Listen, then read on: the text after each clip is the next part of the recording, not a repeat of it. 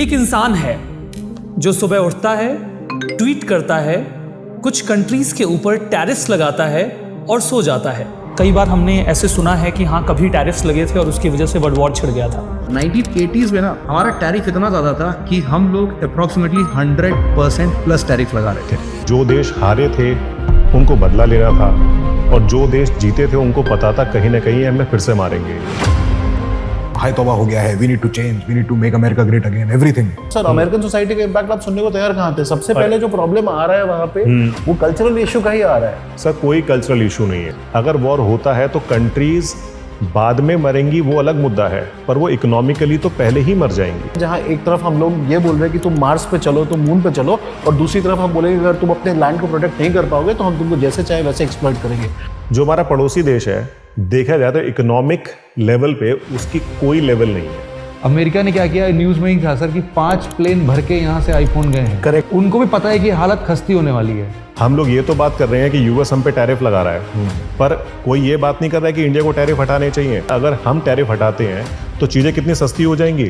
ये केवल एक टैक्स नहीं है, ये ट्रिगर है, और ये जो ट्रिगर है ये हमारी डिप्लोमेसी को इम्पैक्ट करता है, साइकोलॉजिकल स्टेट को डिसरप्ट करता है और किसी भी देश के डायमेंशन को चेंज कर देता है। नमस्कार आप सभी लोगों को, स्वागत है आप सभी लोगों का द ओपिनियन शो के एक और नए एपिसोड में। आई होप कि आप सब एकदम बढ़िया होंगे।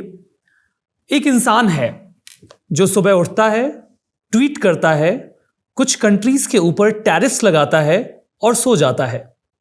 सुबह फिर उठता है, एक बढ़िया सा ट्वीट करता है, this is a great time to buy, और 3 घंटे के बाद फिर से कुछ कंट्रीज के ऊपर टैरिफ्स को रिलैक्स करके सो जाता है।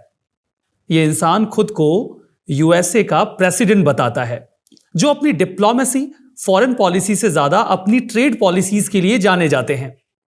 उन्होंने इस समय पूरी दुनिया के ट्रेड एटमॉस्फेयर में एक बहुत ही ज्यादा वल्नरेबिलिटी का स्टेट क्रिएट किया हुआ है।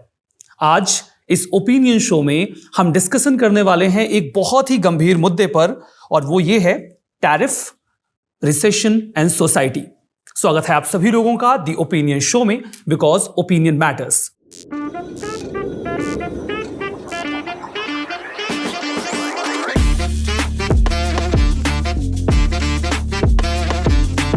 मेरा नाम है देवेंद्र दुबे और मैं हिस्ट्री पढ़ाता हूं। आज इस मुद्दे पर बातचीत करने के लिए हमारे साथ पैनल में अलग अलग सब्जेक्ट्स के एक्सपर्ट्स मौजूद हैं। एक बार आपकी मुलाकात उनसे करवाते हैं। आज हमारे साथ स्टूडियो में हैं शिवम यस सर, जो कि साइंस एंड टेक और ज्योग्राफी के एक्सपर्ट हैं। हमारे साथ रविशेखर सर हैं, जो कि सोसाइटी के मामलों के बहुत अच्छे जानकार हैं। हमारे साथ आदित्य सर हैं, जो कि राजनीति के मामलों के एक्सपर्ट हैं, और सबसे खास आज हमारे साथ प्रतीक सर हैं, जो कि इकोनॉमी के मामलों के जानकार हैं।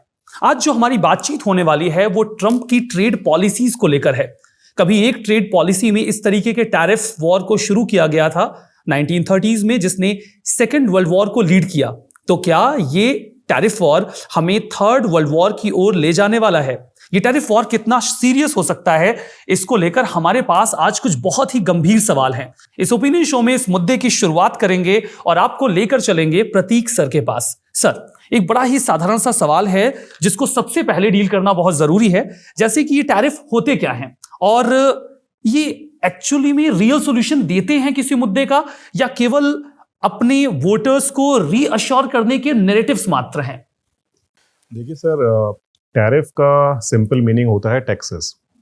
तो जैसे जो भी टैक्सेस हमारी गवर्नमेंट लगाती है उनको अलग अलग नाम दिया जाता है। फॉर एग्जांपल आप टैरिफ को टैक्सेस भी बोल सकते हैं, ड्यूटीज़ भी बोल सकते हैं। अब यहाँ पे जब हम जो करंट सिनेरियो में टैरिफ्स की बात करें, इट्स ऑल अबाउट कि जब भी हम इंटरनेशनल ट्रेड की बात करते हैं, इंपोर्ट एक्सपोर्ट, तो उसके ऊपर कंट्रीज टैक्सेस लगाती हैं। जैसे फॉर एग्जांपल जब आप इंपोर्ट करते हैं तो इंपोर्ट के ऊपर हम टैक्स लगाते हैं, उसे हम बोलते हैं कस्टम ड्यूटी।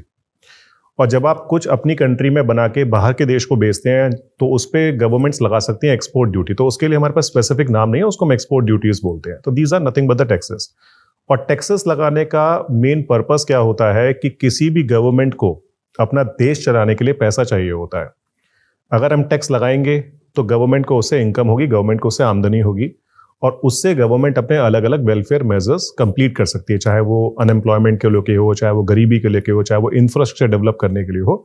तो गवर्नमेंट टैक्सेस इससे लगाती है। अब जैसे आप देखेंगे हमारी गवर्नमेंट जब बजट पेश करती है तो उसमें ये बताती है कि हमें कहाँ से इनकम मिलने वाली है और हम कहाँ खर्चा करने वाले हैं। और जब आप गवर्नमेंट के इनकम सोर्सेज देखेंगे तो उसमें मेनली जो गवर्नमेंट की आमदनी है, अगर खासकर आप गवर्नमेंट ऑफ इंडिया की बात करेंगे तो मेजर सोर्सेज जो हमारे हैं, जैसे इस साल का एग्जाम्पल लीजिए, हमारा बजट करीब करीब 50 लाख करोड़ रुपए का है।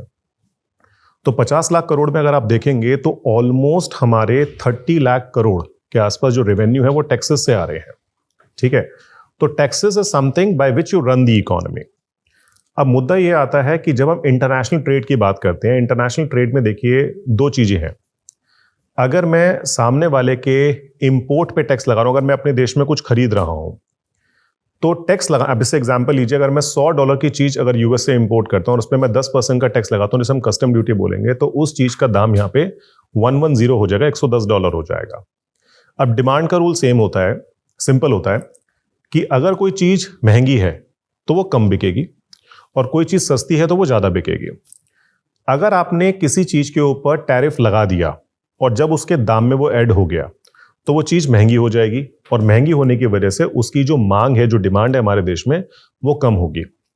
अब इसका फायदा किसे होता है?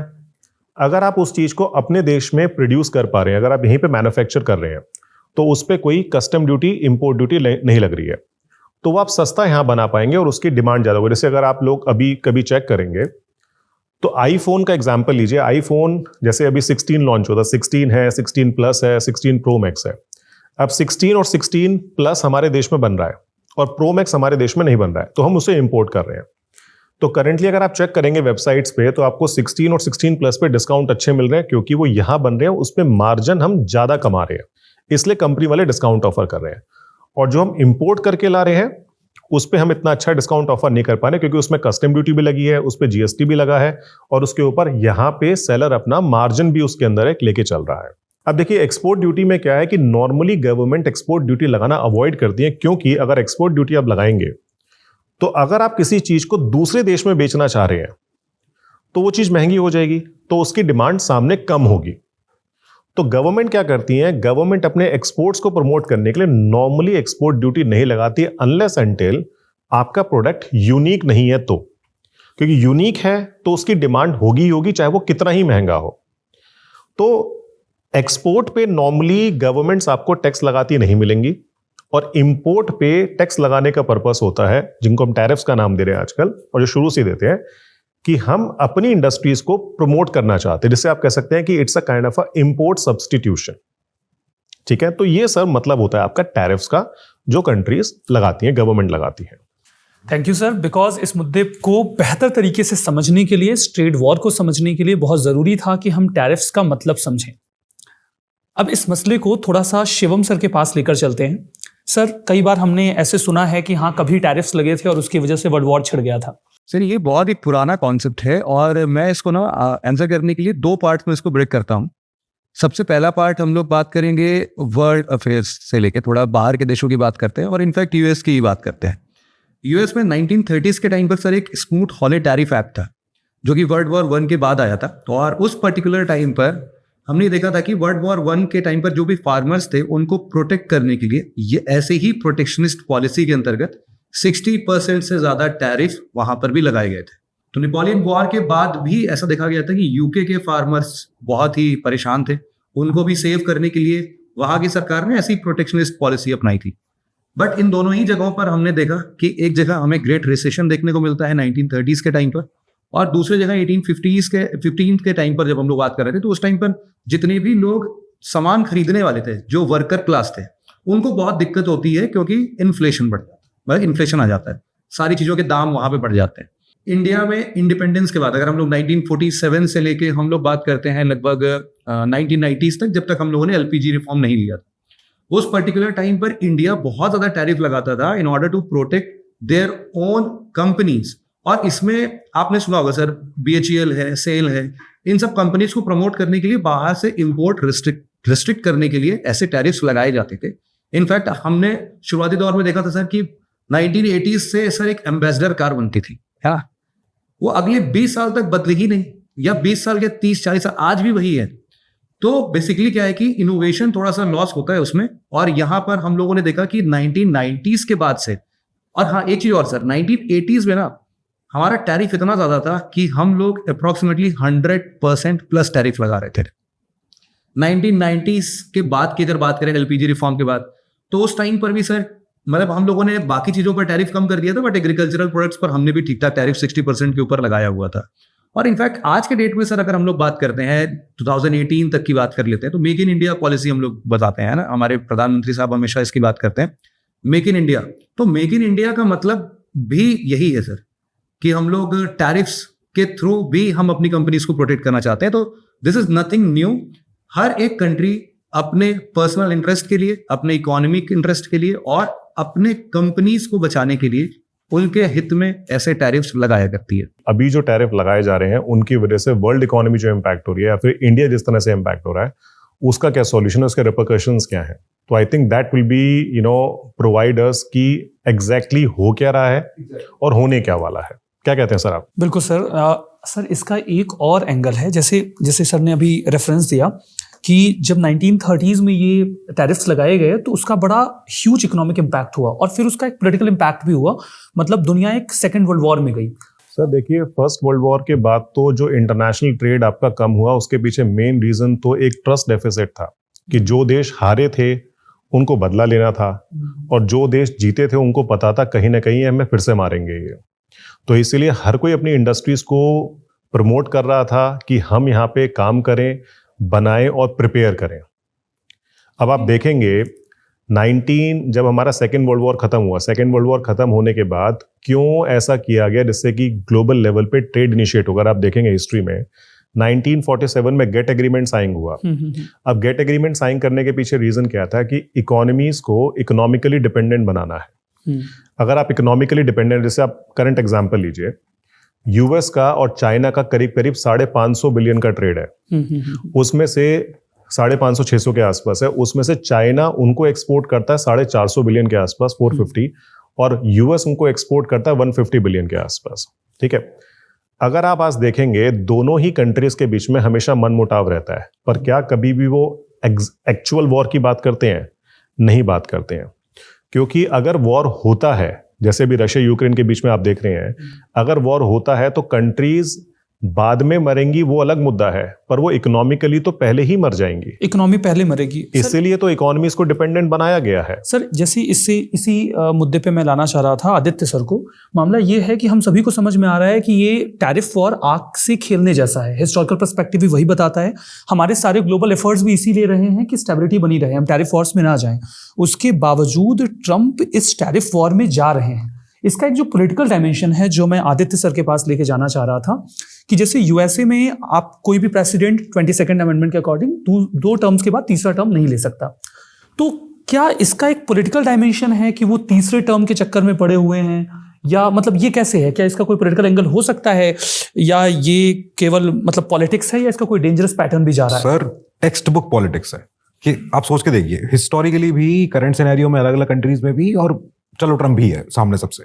तो कोई भी नेता, कोई भी लीडर जब किसी रिसेशन को या किसी इकोनॉमिक इंस्टेबिलिटी को सहारा बना ले कि एकदम हाय तौबा हो गया है, we need to change, we need to make America great again, everything, that means कि वो इस सिचुएशन को यूज करके या अब्यूज करके अपनी लेजिटिमेसी घोषित करना चाह रहे हैं कि देखो I have to be right and trust me I will be right. ये वाली चीज आप याद करो सर, हिस्ट्री में चलते हैं, FDR रूजवेल्ट, तो इन्होंने साइन किया था हिस्टोरिक न्यू डील, एकदम बिल्कुल नया ऑर्डर आ जाएगा, नई इकोनॉमी, एकदम USSR को हरा देंगे, ये कर देंगे। उस समय उन्होंने शील्ड किया अपनी न्यू डील को बचाने के लिए, सुप्रीम कोर्ट में जजेस को की उन्होंने स्ट्रेंथ बढ़ाई कि let's have support from other organs of the government also. आप करंट में अभी देखोगे ट्रंप जो ये कर रहे हैं, चैलेंज कर रहे हैं इस पूरे ऑर्डर को कि नहीं साहब 2 टर्म के बाद भी मुझे तीसरी बार बनना है। दैट इज ऑल्सो सेम कि मैं बस सही कर दूं, लोग एक बार ट्रस्ट आ जाए and I will be the third term president, first bar history में। थोड़ा सा लैटिन अमेरिका, शावेज वहां पे, बोल्सोनारो ब्राजील, तो ये सब भी इकोनॉमिक फियर जब तक लोगों को समझ में नहीं दिला पाए तब तक ये अपनी पावर परमानेंस को अटेन नहीं कर सकते कि have trust in me, I will beat it. तो वो हो रहा है। आई थिंक कि डेवलप्ड कंट्रीज पे अभी भी डिपेंडेंसी है, जिनको थर्ड वर्ल्ड ऑर्डर्स बोलते हैं। आई डोंट थिंक कि अगर EU या दूसरे डेवलप्ड कंट्रीज का सपोर्ट अगर नहीं आए, स्पेशली चाइना, तो ये सक्सेसफुल हो पाएगा। Do you think so? Because mostly world trade organization में तो कब से चाइना ने यूएस से कंप्लेन करके रखा। सर एक चीज देखिए आप, पहली बात तो ये है कि टैरिफ को आप डेमोक्रेटिक वैल्यू से जोड़ कैसे सकते हैं, दोनों ही अलग मुद्दे हैं ये। अगर कोई देश डेमोक्रेसी के हिसाब से चल रहा है और टैरिफ तो एक बिजनेस है सर, आप इन दोनों चीजों को जोड़ना ही गलत है आपका।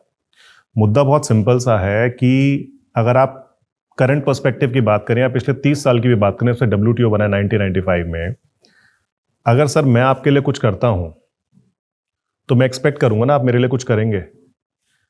अब यूएस में ट्रंप, जो डोनाल्ड ट्रंप है, अगर उन्होंने टैरिफ्स लगाया तो उन्होंने टैरिफ्स का नाम क्या दिया, रेसिप्रोकल टैरिफ, कि मैं टैरिफ इसलिए लगा रहा हूं क्योंकि आप मेरे प्रोडक्ट्स पे टैरिफ लगा रहे हैं। अब सर इसमें गलत क्या है? सर क्या ये जो आदित्य सर मैं आपसे पूछ रहा हूँ कि जैसे इकोनॉमिक टूल्स तो हमेशा से टैरिफ्स रहे हैं, जैसा कि सर ने बहुत अच्छा एक्सप्लेन भी किया, लेकिन क्या इसका इस्तेमाल अब अमेरिका स्ट्रेटेजिक वेपन की तरह नहीं कर रहा है? Absolutely, this is a non military tool of assertion के लिसन टू मी तो how I am doing this. अगर आप देखेंगे जो लीडर है ग्लोबल लेवल पे, आप देखेंगे यूएस अकेला $30 ट्रिलियन की इकोनॉमी है, वो तो कोशिश करेगा मेरी हमेशा मैं सबसे आगे रहूं। अब जिस तरह से चाइना आगे बढ़ रहा है वो 1920 के आसपास 19-20 ट्रिलियन के आसपास पहुंच चुका है। तो अगर इसी हिसाब से वो ग्रो करता रहेगा 5% से 6% से, अगर आप देखें कि अगर 20 ट्रिलियन आप 5% से ग्रो कर रहे हैं, इसका मतलब आप हर साल $1 ट्रिलियन जोड़ रहे हैं, तो विद इन 10-15 साल के अंदर आप तो सबसे बड़े हो जाएंगे। तो वो क्यों छोड़ना चाहेगा? सर यही था कि यूएस ने, जो आपने चाइना भी बोला, जी, हुआवे और जितने सेमीकंडक्टर्स पे यूएस ने जितने जो बैरियर्स लगाए, वो इसलिए नहीं कि हम हेजेमनी हमारी मेंटेन रहे, इसलिए कि चाइना की हेजेमनी ना बन पाए। मैं पावर में हूं, I will do everything in my might to remain in power. आप ये देखिए ग्लोबल लेवल पे जो डिबेट चल रही है उसमें केवल बिजनेसमैन बात कर रहे हैं, कोई कंज्यूमर की बात कर रहा है? हम लोग ये तो बात कर रहे हैं कि यूएस हम पे टैरिफ लगा रहा है, पर कोई ये बात नहीं कर रहा है कि इंडिया को टैरिफ हटाने चाहिए। आप ये सोच के देखिए ना, अगर हम टैरिफ हटाते हैं तो चीजें कितनी सस्ती हो जाएंगी। आपने कभी पिछले 2 साल में 200 रुपए से कम पे एप्पल खाया है? नहीं खाया ना। उसका रीजन क्या है कि हमने जो यूएस एप्पल पे इतना टैरिफ लगा रखा है, उसकी वजह से एप्पल इतना महंगा है। जो कभी यूएस से और हमारा ट्रेड एप्पल का करीब करीब $135 मिलियन का होता था, वो 2 मिलियन का रह गया है। उसका रीजन ही ये है, हम टैरिफ लगाते रहे। अब ये सोच के देखिए ना, बीइंग अ कंज्यूमर, अगर आप कंज्यूमर पॉइंट ऑफ व्यू सोचे, बिजनेसमैन को छोड़ दें आप, क्योंकि सारी डिबेट ही बिजनेसमैन कर रहे हैं आजकल। आप ये सोच के देखिए, अगर ये चीजों पे टैरिफ जो हमने आईटी प्रोडक्ट्स पे 10 से 20% का टैरिफ लगा रखा है, डिस्पाइट बीइंग हम इंफॉर्मेशन टेक्नोलॉजी एग्रीमेंट के सिग्नेटरी 1996 थे, और जहां पे हमने लिख के दिया है WTO के अंदर कि हम आईटी प्रोडक्ट्स पे 0% टैरिफ करेंगे, फिर भी हमारे टैरिफ्स बढ़ते जा रहे हैं। आप ये सोच के देखिए ना, गरीब बच्चा जो है हमारे देश के अंदर, अगर उसको 20% टैरिफ अगर कम हो जाएंगे इन चीजों के ऊपर, तो जो लैपटॉप आपका 50,000 का है वो 40,000 का हो जाएगा आपका। वो सर मैं तो ये सोचता हूँ, जो आपने एप्पल बोला, सर यूएस में जब से ट्रंप आए थे जनवरी से, उन्होंने कहा था कि मैं टैरिफ लगाऊंगा, ठीक है लगा लो। California oranges, California almonds, tariff लगाऊंगा, it's about I want that you should remove tariff. Tariff लगाने का मतलब ये नहीं है, तभी मैं कह रहा हूं आप चीज को समझिए, वो रेसिप्रोकल टैरिफ है। रेसिप्रोकल तो WTO के ट्रेड प्रिंसिपल बात ही ये करते हैं रेसिप्रोसिटी की। उनके 5 प्रिंसिपल जो है ट्रेड के, उसमें एक रेसिप्रोसिटी का प्रिंसिपल है कि अगर WTO ये चाहता है कि अगर मैं आपके लिए कुछ करूं एक कंट्री, तो आप भी मेरे लिए कुछ करें। अगर आप ट्रेड ड्यूटीज हटा ही नहीं रहे हैं, भैया एक बात बताओ, अगर घर में पिताजी हैं हमारे, अगर हम पिताजी का गलत फायदा उठाते रहेंगे, तो वो भी तो एक टाइम पे यही बोलेंगे ना, बेटा तू क्या कर रहा है, घर से बाहर निकल, यही तो कहेंगे ना। तो अब हम 30 साल से डेवलपिंग कंट्री, और जो आपकी अब चाइना का एग्जांपल लीजिए, चाइना की पर कैपिटा इनकम 1991 के अंदर $300 के आसपास थी। आज उनकी पर कैपिटा इनकम $12,000-13,000 है। क्या उसमें डेवलपमेंट नहीं हुई है? क्यों हुई है? क्योंकि इनको टैरिफ कंसेशन दे देके वहां पे वो एक्सपोर्ट करके इतना आगे बढ़ गए।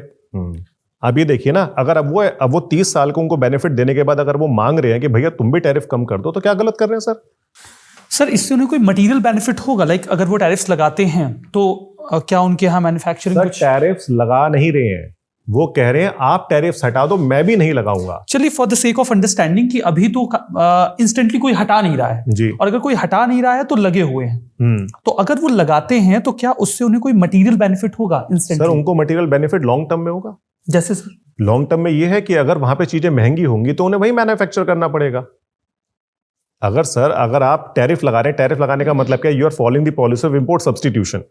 आप चाहते हैं कि हमारे यहाँ पे, अब जैसे सन 1960s की बात करी, 70s की बात करी, हम टैरिफ क्यों लगाते थे कि हम यहीं पे बनाए। अब चाहे गाड़ी जैसी बन रही है एम्बेसडर, उसको यहीं चलाओ, यहीं बनाओ, यही तो मुद्दा था ना। अगर आप टैरिफ हटा देंगे तो टैरिफ हटाने के बाद आपके देश में होंडा टोयोटा आने लग जाएगी, आपकी गाड़ी कोई खरीदेगा ही नहीं। Sir but I have a question. जैसे आपने ऑटोमोबाइल इंडस्ट्री का जो एग्जांपल दिया है, हिस्टोरिकली भी ये प्रूवन है। बेसिकली फोर्ड के साथ हेनरी फोर्ड ने ये काम किया था, उसको फोर्डिज्म का इनोवेशन बोलते हैं कि क्योंकि असेंबली लाइन इंडस्ट्रीज जो होती हैं वो कैपिटल इंटेंसिव होती हैं, तो उसने अपने लोकल मार्केट क्रिएट करने की कोशिश की। एज अ रिजल्ट उसने क्या किया कि $5 पर 8 आवर्स पे अपने ही वर्कर्स का वेज बढ़ा दिया ताकि मैं विद इन आवर वर्कर्स मैं मार्केट बना लूंगा।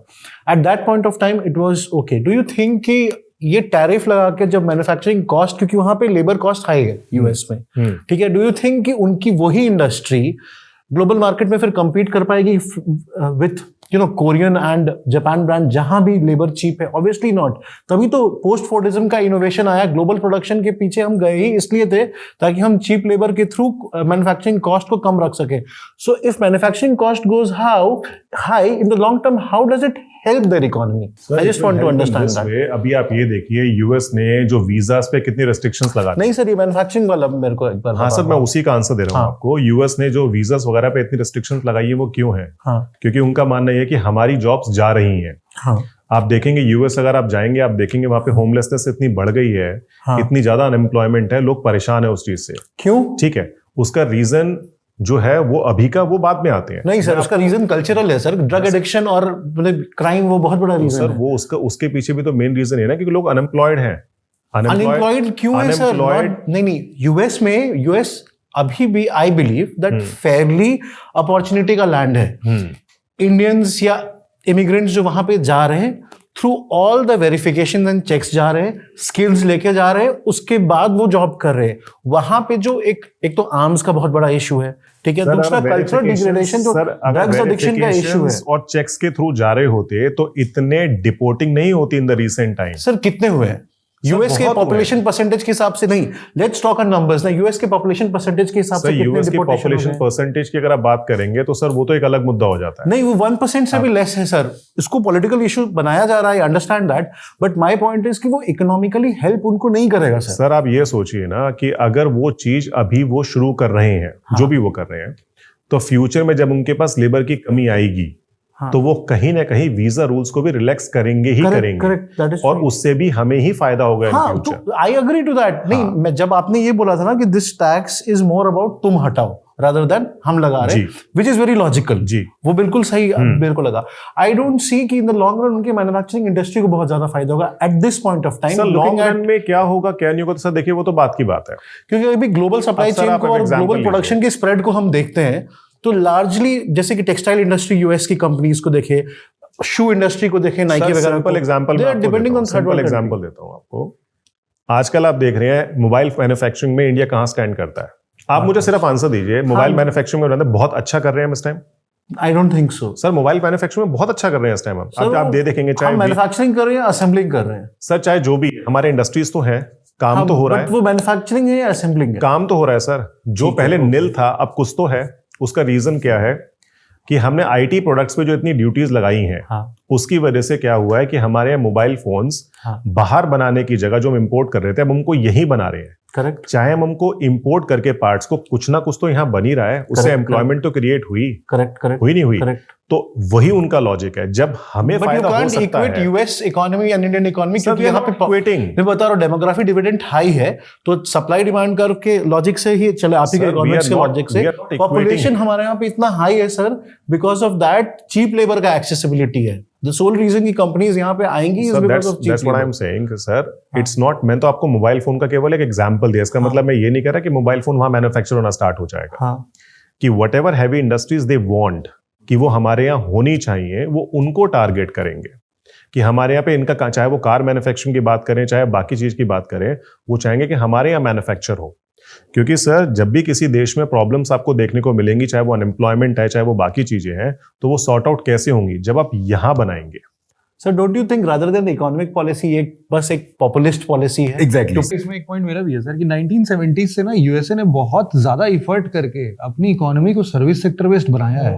वहां पे मैन्युफैक्चरिंग वाले बंदे ही नहीं है सर, है ना सर? लॉजिक सेम है, सिंपल है। इस चीज पे तो काफी क्रिटिसिज्म भी हो रहा है कि अभी वो मशीन्स पे बैठ के फिर से वापस से अपना एक इंडस्ट्रियल रिवोल्यूशन लेकर आएंगे, मैन्युफैक्चरिंग रन करना शुरू करेंगे, and they will start their shipping machines. रही बात सर न्यूज में रहने की, सर आप एक बात बताइए, हमारे देश में हम बहुत सारी बातें करते हैं, पर जैसे हम पाकिस्तान से कंपैरिजन करते हैं तो लोग खुश हो जाते हैं।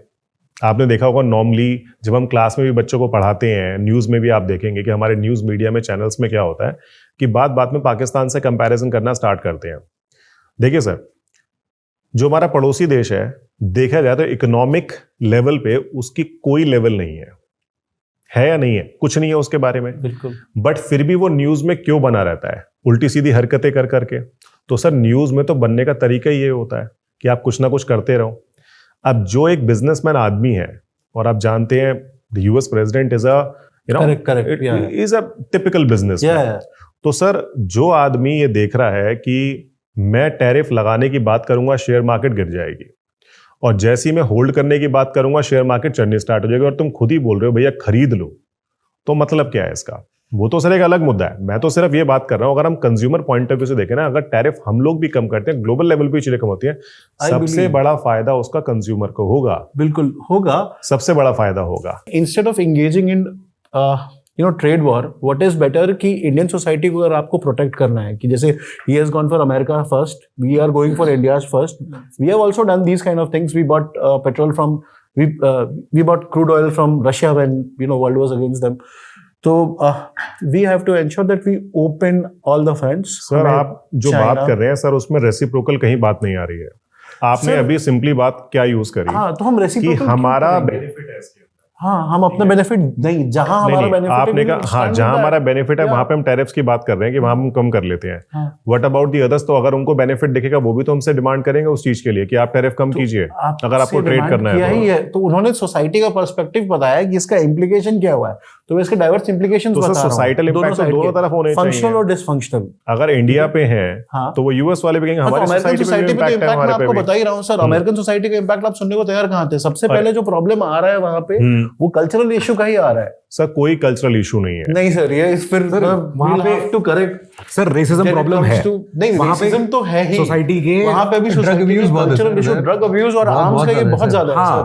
कल्चरल ब्रेकडाउन हो रहा है वहां। अच्छा सर वो तो एक लॉ एंड ऑर्डर प्रॉब्लम है सर, वो तो एक लॉ एंड ऑर्डर प्रॉब्लम है जो आपको देखने को मिल रही है। सर आपको क्या लगता है दिल्ली में? और सर देखिए सर, एक क्वेश्चन पूछता हूँ, ये तो मैं नहीं मानूंगा। देखिए सर, सिंपल सी बात है, ये सब चीजें कौन करता है? जिसके पास काम धंधा नहीं है।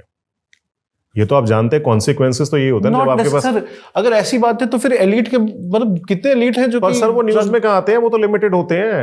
नहीं, वो तो न्यूज में ही नहीं आते हैं।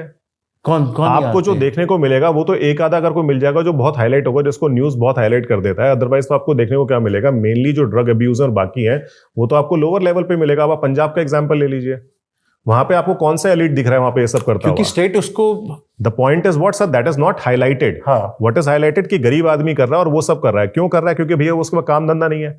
अब सर सिंपल सी बात देखिए, जो आदमी 9 to 6 काम कर रहा है ऑफिस के अंदर या 8 बजे तक काम कर रहा है, वो कहाँ ड्रग्स लेता रहेगा? और वो ले भी रहा है तो सर वो इस तरीके से ले रहा है कि उसकी जॉब पे इंपैक्ट नहीं हो रहा है। वो सर ये बहुत वीक है, ये बहुत वीक आर्गुमेंट है। वो ले रहा है ड्रग्स और वो गोलियां भी चला रहा है पब्लिक में। पॉइंट ये है कि क्या उससे पनिशमेंट मिल रहा है? नहीं मिल रहा है। क्या उससे सोसाइटी में नेगेटिव इंपैक्ट आ रहा है? नहीं आ रहा है। पॉइंट ये है कि जो नेगेटिव इंपैक्ट सर आपको देखने को मिलेगा लोअर लेवल पे। लोअर लेवल पे जितने भी लोग देखेंगे जो गरीब हैं, सबसे बड़ा आप किसी भी देश में, आप जर्मनी का एग्जांपल लीजिए, वहां पे जितने भी आपके अनएम्प्लॉयड हैं वो सब ड्रग अब्यूज में लगे हुए हैं। अब उनकी गवर्नमेंट उनको कंट्रोल करने के लिए क्या कर रही है? खुद इनको लिमिटेड क्वांटिटी में ड्रग्स देती है कि जिससे कि धीरे धीरे वो इस प्रॉब्लम से बाहर आ जाए। पर वहां पे वो अमीर आदमी कौन सा दिख रहा है आपको ये सब करते हुए? तो ऐसा तो है नहीं कि टैरिफ्स आज लग रहे हैं, जो भी कंट्रीज ने लगा रखी हैं। Why Trump, why now? Sir question ये नहीं है अभी, सर ये तो उनके पिछली टर्म में भी था। अगर आप उनके पिछले टर्म का एग्जांपल देखेंगे तब भी उन्होंने इंडिया के ऊपर टैरिफ लगाया था, चाइना के ऊपर टैरिफ लगाया था, बट केवल उस टाइम 2 कंट्रीज निशाने पे थी।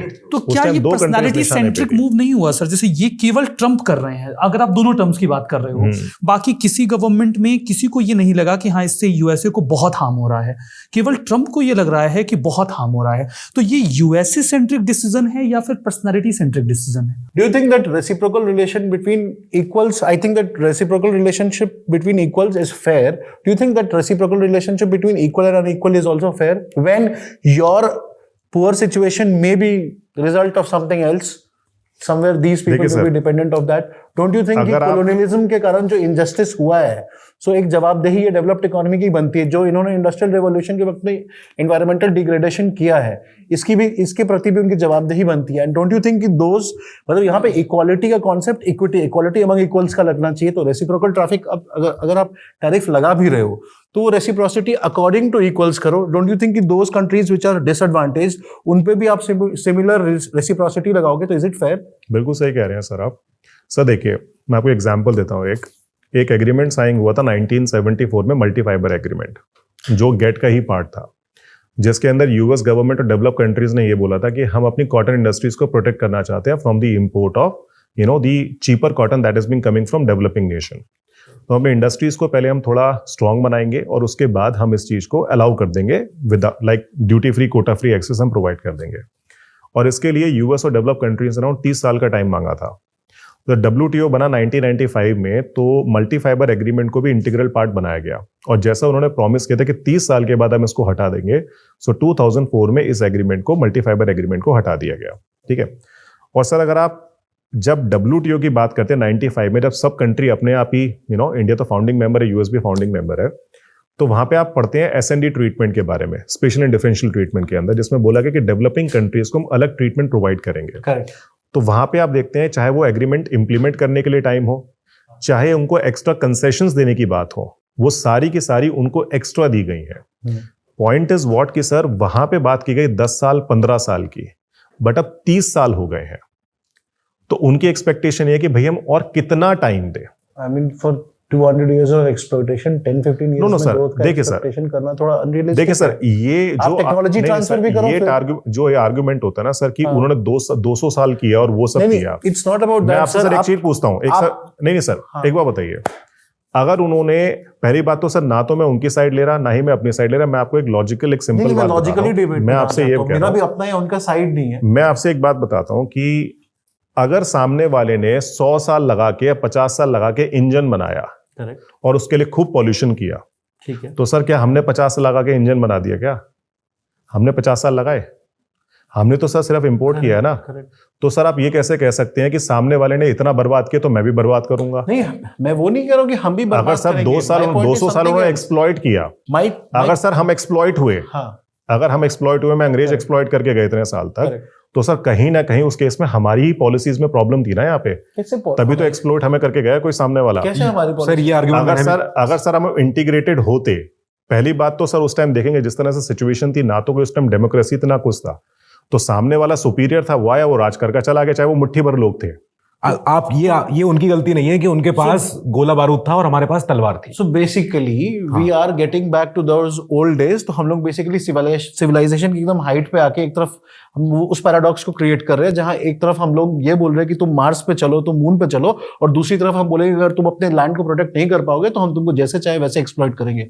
ये तो सर double standard हिस्ट्री में सर देखो, सर्वाइवल सर देखो, हार्डशिप्स रही हैं, तो सर का एंगल जो है वो मैं समझ रहा हूँ। सर क्या कहना चाह रहे हैं? सर पॉइंट ये है, जिस तरीके से अमेरिका कर रहा है, हाँ, चाहे वो ट्रेड को लेके कर रहा है, चाहे वो टैरिफ्स को लेके कर रहा है, चाहे वो अपनी जो मर्जी चला रहा है, ये तो आप देखेंगे जो देश स्ट्रांग है वो दूसरे के ऊपर हावी तो हो ही रहा है। करेक्ट। रशिया यूक्रेन के ऊपर क्यों हावी हुआ है? कि उसे पता है कि मैं उससे ज्यादा हूं, बेटर हूं। इजराइल और गजा में जो चल रहा है उसमें आपको पता ही है कि उसमें पता है कौन हैवी है कौन नहीं है। ठीक है, तो सर ये तो हर जगह रहा है। अब मैं यहाँ पे अब देखिए सर, इस डिबेट में मैं ये तो कह नहीं सकता कि इंडिया किसके ऊपर हावी हो रहा है। Obviously it is not something suppose to be said, नहीं, बट सर आप जानते हैं ये होता है। Being the 5th largest economy at a global level, जितना हमारा जीडीपी है, हमारे आस पड़ोस के जो देश हैं, हर कोई, अब जैसे आप एग्जांपल लीजिए, नेपाल में आज से 4 साल पहले टाटा के ईवीज की तूती बोलती थी। करेक्ट। ठीक है, क्यों?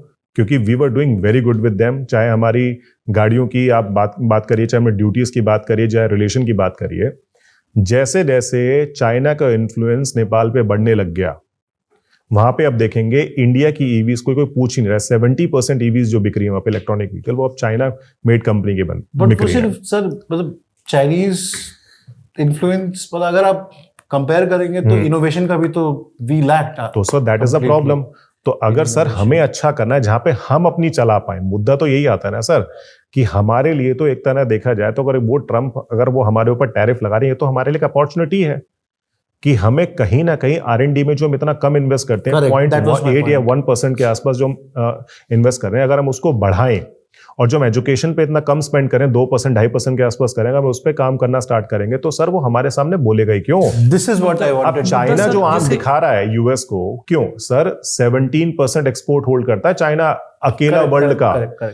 आप और हमारा कितना 1% भी नहीं है मैन्युफैक्चरिंग के अंदर, तो सर हम कहां से आंख दिखाएंगे, हम तो चुपचाप ही बैठेंगे। दिखाने की जरूरत भी नहीं। दिस इज व्हाट आई तो वांटेड। सर हमें दिखानी है और उसके लिए हमें काम करना पड़ेगा। Exactly. अच्छा, That is the इनोवेशन की point. जैसे बात हो रही है सर, तो शिवम सर मैं आपसे पूछ रहा हूँ, जैसे हम लोग हमेशा सोसाइटी, इकोनॉमी और पॉलिटिक्स की बात कर रहे हैं अभी तक जो भी मामला है, लेकिन एक बड़ा प्रोमिनेंट सेक्टर है, जैसे सभी लोग उस पर बात कर रहे हैं, मैन्युफैक्चरिंग के ऊपर, इनोवेशन के ऊपर। ये वो एक ऐसा सेक्टर है जो बड़ा साइलेंटली हिट होता है और हमें अंदाजा भी नहीं लगता, चाहे हमें कोई इकोनॉमिक इक्विपमेंट इंपोर्ट करना हो या फिर हमें कोई प्रोजेक्ट या फिर सर्विसेज इंपोर्ट करनी हो जो साइंस एंड टेक से एसोसिएटेड हैं, तो वो बड़ा साइलेंटली हिट होती है मार्केट डिसरप्शन से। तो इसका क्या इम्पैक्ट होता है सर? सर इसके इम्पैक्ट में मैं आपको 2-3 पॉइंट्स बताता हूँ सर। सबसे पहले तो सर, जब भी हम लोग साइंस एंड टेक्नोलॉजी की बात करते हैं तो ये ना एक फेयर ग्राउंड सिचुएशन मांगता है, जहां पर क्रॉस बॉर्डर जितना फ्री फ्लो होगा इनोवेशन का, आइडियाज का, मटेरियल का, नॉलेज का, वो उतना तेजी से ग्रो करेगा। अब यहां पर जैसे मान लीजिए टैरिफ बैरियर्स लगते हैं, बहुत सारे कंपनीज जो कि अपने इनोवेशंस को बाकी देशों में ले जाते, उनके अंदर एक कॉपरेशन होता, रिसर्च एंड डेवलपमेंट और बढ़ता, वो कहीं ना कहीं रुक जाएगा अब इससे। तो पहला पॉइंट मैं आपको सर ये बताऊंगा कि बेसिकली जब हम लोग सप्लाई चेन के साथ छेड़छाड़ करते हैं बाय इम्पोजिंग सच रेसिप्रोकल टैरिफ्स, तो उस सिचुएशन में क्या होता है, जैसे मान लीजिए इलेक्ट्रॉनिक सेक्टर, सब लोग यहाँ पर एप्पल के आईफोन्स की बात कर रहे हैं, तो सब कुछ अगर अच्छा ही था तो अभी अमेरिका ने क्या किया, न्यूज में ही था सर कि 5 प्लेन भर के यहाँ से आईफोन गए हैं। करेक्ट है ना।